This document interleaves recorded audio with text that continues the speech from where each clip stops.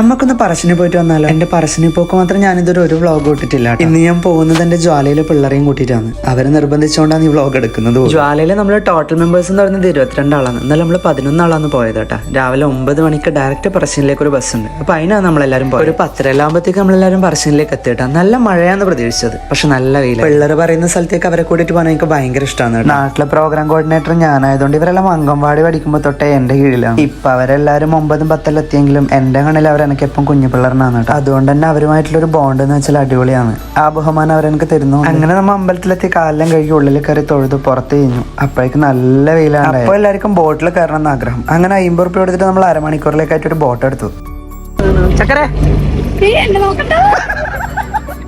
ചക്കരെ ശരിക്കും പറഞ്ഞാൽ അവരെല്ലാരും സന്തോഷം ഞാനിങ്ങനെ ആസ്വദിക്കുന്നതാണ്. നമ്മള് കാരണം വേറൊരാളെ ഹാപ്പി ആവുന്നെന്ന് പറയുന്നത് ചെറിയ കാര്യമല്ലല്ലോ.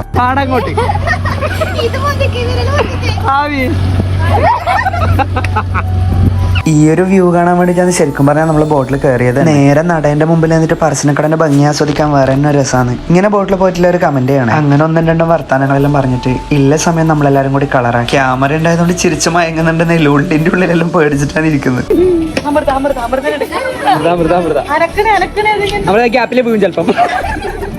ബോട്ടിൽ 2 റൗണ്ട് അടിച്ച് വരുമ്പോഴത്തേക്കും 12:15. 12:15 പറശ്ശിന് ചോറ് കൊടുക്കാൻ നിൽക്കല്. നല്ല ക്യൂ ഉണ്ടായിരുന്നു. ഇഷ്ടപ്പെട്ട ഫുഡ് ആയതുകൊണ്ടും നല്ല ടേസ്റ്റ് ഉണ്ടായതുകൊണ്ടും കിട്ടിയതും കഴിഞ്ഞതും ഒന്നും അറിഞ്ഞിട്ട് അത് കഴിഞ്ഞിട്ട് പിള്ളേർക്ക് ചില ചില്ലറ സാധനങ്ങൾ മേടിക്കണം എന്ന് പറഞ്ഞുകൊണ്ട് ചന്തയിലേക്ക് പോയി.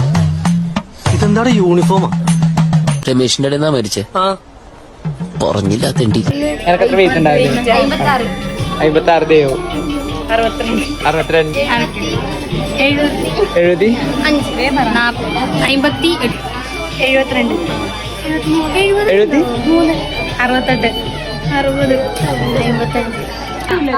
ശരിയായിരിക്കും. ഒരു കമ്മല്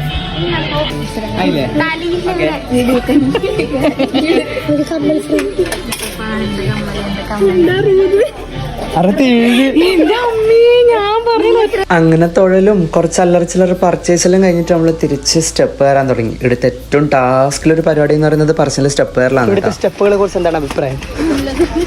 സ്റ്റെപ്പെല്ലാം കയറി മുകളിലെത്തി കഴിഞ്ഞാൽ അവിടെ മോരും വെള്ളവും ഉപ്പിലിട്ട മാങ്ങയെല്ലാം വെക്കുന്ന ഒരു പേടിയുണ്ട്. പിന്നെ എല്ലാവർക്കും കൊതിയായി. എല്ലാവരും ഓരോ ഉപ്പിലിട്ട മാങ്ങ. അങ്ങനെ വൈകുന്നേരം ഒരു 4 മണിയാകുമ്പോഴത്തേക്ക് നമ്മുടെ നാട്ടിലെത്തി. നാട്ടിലൊരു ചായക്കട കയറി.